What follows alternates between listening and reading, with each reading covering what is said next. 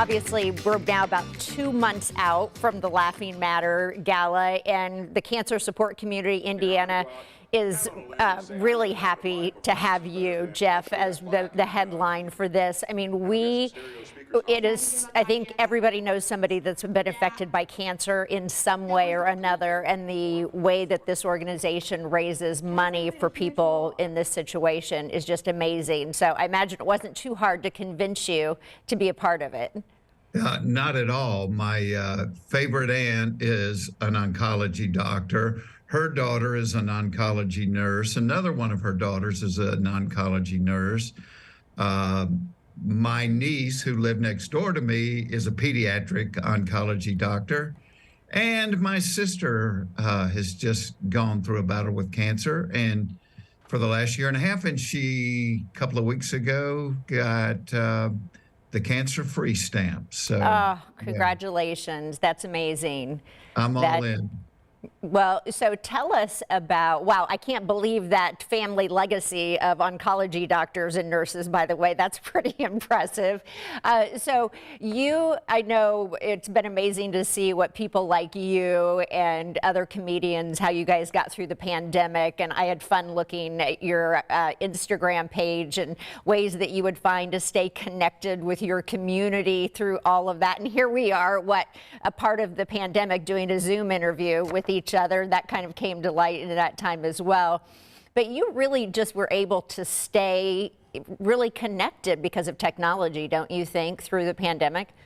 I do, but the thing I love the most is that live audience. Yeah, I've been very blessed to do a lot of different things, whether it's writing books or hosting TV shows, and I did one of those during the pandemic, but I love that live audience. And I think probably in 40 years of comedy, the longest I had ever been without being on stage was a couple of weeks when my daughters were born. And then I went 2 years without being on stage. So, I missed it so much. So I had to find ways to connect with people. Yeah. Well, I think it paid off, and it certainly is what, the country needed, the world really going through that whole thing. I'm just so impressed with you that you come up, like your shtick, if you will, is just about the mundane. I know you just released a new Netflix I wouldn't say documentary, but a comedy special, and I watched that, and it's just, you can find so much humor that relates to everyone in the mundane. Well, yeah, I was very lucky early on in my comedy career, because probably like most people starting out, I was like, what can I talk about? What's funny? What's funny?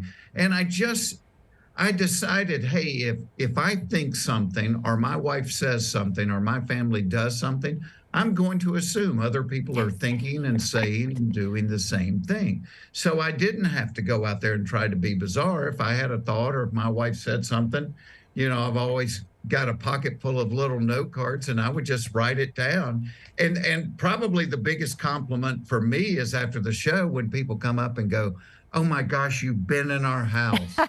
You have been, because you've made them laugh at themselves. Right. You take something that they do all the time, and all of a sudden they're laughing at it. Well, I think that's amazing, because, we have so many people who get their comedy from, either putting down other people or using vulgar language. And you are just one of those comedians, for, as you mentioned, 40 years, have been able to really relate and make people feel things without being that way. And it's so appreciated. I know that you recently, he's probably 2 by now, I'm trying to remember the date, but I recall seeing that you had your first grandbaby, and that had to have been amazing. Oh, you just happened to have him on your phone. I just happened to have him as my screenshot, yeah.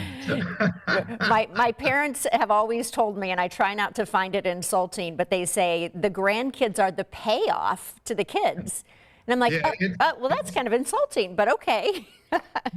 Well, I think you're just at a different season of life. When you have little kids, you're scrambling to make a living, you're scrambling to save, you're trying to work, and then those grandkids come along, and you've slowed down a little bit, and you just have a chance to enjoy them. I said from the moment he was born, I had no idea I had that much untapped love left inside of me. I Wow. really thought I was giving it all away. And in my family, we had 13 girls in a row. So he's the first little boy in 58 years, I think. That's So, insane. That is so yeah. crazy. I knew you had all girls, but I didn't know the roots were that deep in the bloodline. All of my siblings are all girls. So, Oh my gosh, that's amazing.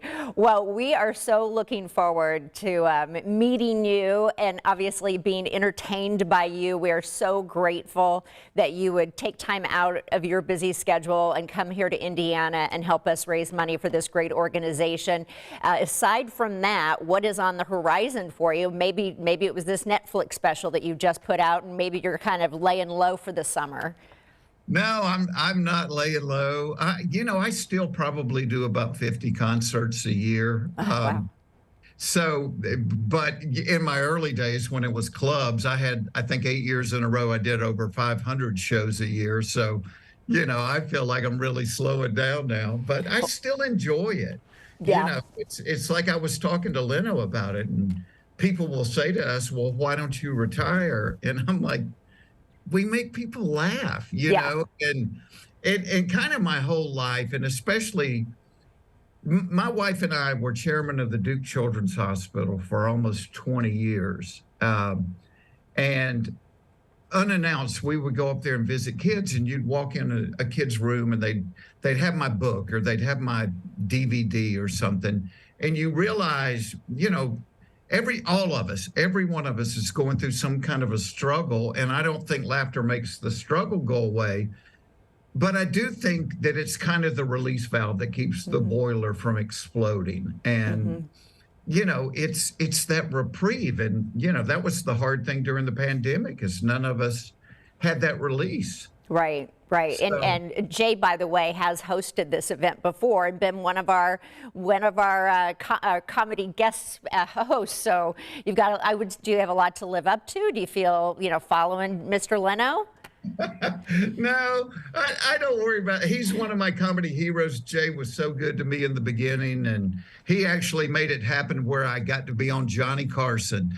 He went back and told Johnny about me, and I got to be on there before Johnny retired, which, for anybody out there that's old enough, that was kind of like the Mount Everest for stand-up comedy back then. So I don't know if it's a documentary about your life, but I was telling my husband I was going to be able to talk to you today, and he remembers watching your life story about basically how you went from nothing, basically, like all of us, and then to the stardom, but also just how genuine you had been to everybody along the way. So it kind of sounds like you've paid that forward like Jay did. yeah, well, I've tried to. I try to help young comics starting out because people help me, and I'm just a blessed guy. I've made a wonderful living doing something I absolutely love to do. I have a fantastic wife for 37 years and healthy kids and a healthy grandkid. So, yeah. We are looking forward to welcome you to Indianapolis it's coming up actually June 24th. And I look forward to seeing you there and meeting you in person, Jeff. Thank you so much. You and I, we kind of look like we're doing the St. Patty's show. We do. It's my color. I had a rough week, and I thought I needed to make my eyes pop. Yeah, it's mine too. When I wear green, my eyes are really green. So well, you take care, and I'll look forward to see you in about 2 months. Okay? You betcha. I'm looking forward to it. Me too. Thanks, Jeff. Take care. You too. Bye-bye.